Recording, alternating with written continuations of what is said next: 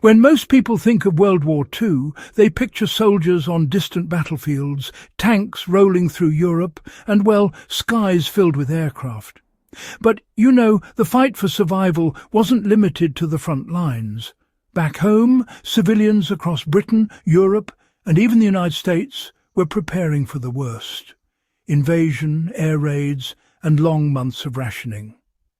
What they developed during those tense years wasn't just wartime improvisation. It was a masterclass in resilience and practical home defense. Many of these tactics have been buried under decades of modern convenience, yet they remain just as effective and relevant for anyone today who values preparedness, self-reliance, and protection when things go wrong. During the early 1940s, ordinary citizens were trained and equipped to defend their homes and communities against potential invasion. Britain's Home Guard, often mocked as Dad's Army, became a critical defensive force composed mostly of older men and those not fit for regular service. But their strategies went far beyond rifles and drills. They mastered concealment, communication, and deterrence. Windows were reinforced with sandbags to absorb blast shockwaves. Doors were braced with timber beams to withstand explosions. Even simple gravel paths were intentionally left in place so that footsteps could be heard approaching in the dark. These principles still apply today. In modern home defense, awareness and deterrence are far more effective than aggression. A barking dog, motion lighting, or a simple layer of gravel around entrances follows the same concept, making it impossible for someone to approach unnoticed. WWII's home defenders understood that defense wasn't about confrontation. It was about information, delay, and safety. One of the greatest lessons of World War II home defense was learning to thrive with less. When imports were cut off and factories shifted to war production, rationing became a way of life. Families grew food in victory gardens, collected rainwater, and learned to repair everything from boots to kitchen tools. Housewives became mechanics, and schoolchildren helped collect scrap metal and rubber to be recycled into essential war materials.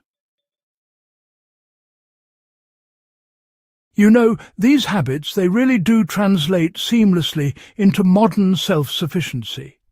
The ability to store staples like grains, dry beans, and canned foods, not in panic, but in rotation, is honestly one of the strongest defensive measures against crisis. Those wartime gardens, well, they're the blueprint for today's backyard food systems. Back in the Second World War, a 10 by 10-foot garden could feed a family of 4 with seasonal vegetables, just through careful planting and composting.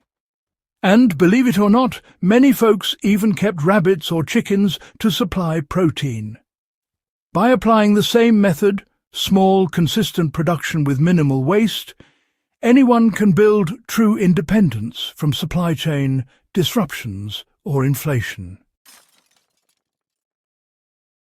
During air raids, every uncovered window was a beacon for bombers overhead.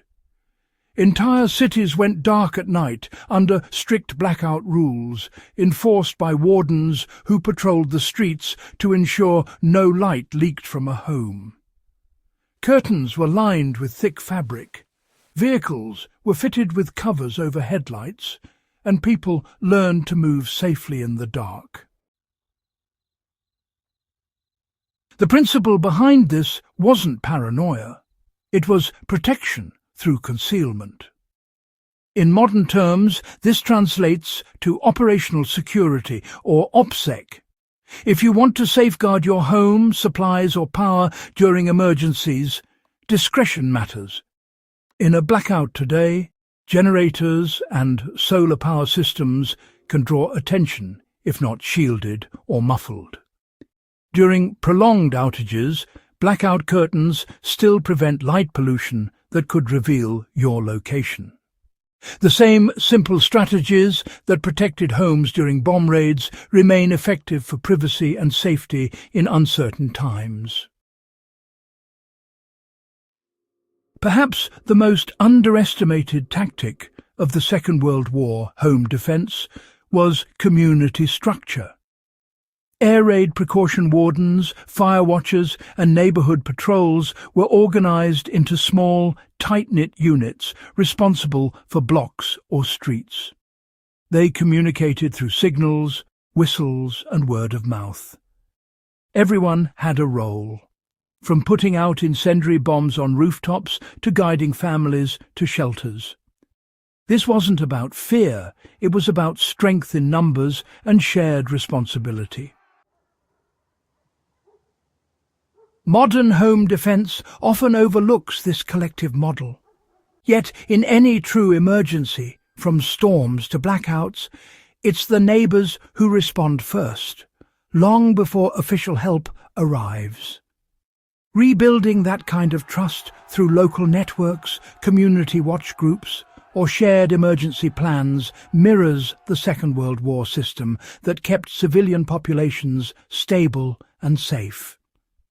When every household is a small unit of preparedness, entire neighbourhoods become far less vulnerable.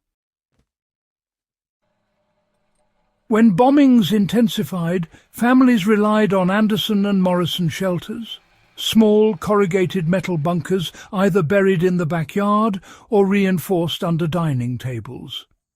They weren't comfortable, but they were effective. Some were even stocked with canned food lamps and tools, creating miniature safe zones within the home. That concept of layered defence still applies today. Having a reinforced space, whether it's a basement corner, interior room or buried storm shelter, provides the same peace of mind. Redundancy was another key factor. During the war, backup water supplies, oil lamps and hand-cranked radios were standard. In modern preparedness, this translates to maintaining backups for power, communication and sanitation. The soldiers on the front relied on supply chains. The civilians at home created their own. The war taught one core truth: panic kills preparedness. People survived not because they had more equipment, but because they had practiced routines. Families rehearsed blackout drills, knew exactly where to go when sirens sounded, and maintained supplies without chaos. The same logic applies now. A home security system is only as strong as the people operating it. Knowing where the fire extinguisher is, how to shut off gas lines, or how to purify water are modern versions of wartime discipline. The forgotten tactics of wartime home defence weren't built on fear. They were built on calm, organised determination. They remind us that real defence begins at home, not with weapons, but with mindset, preparation and community. The same principles that kept families safe under bombers can keep modern households steady through disaster or unrest. If this breakdown of wartime resilience inspired you, don't let these lessons fade into history. Subscribe to Echoes of Valor and share this video with others who value the strength, discipline and ingenuity that once defined an entire generation. Their wisdom built nations out of rubble. Oh, en Hadio Mend. Utungi Dane. It can still defend our homes today.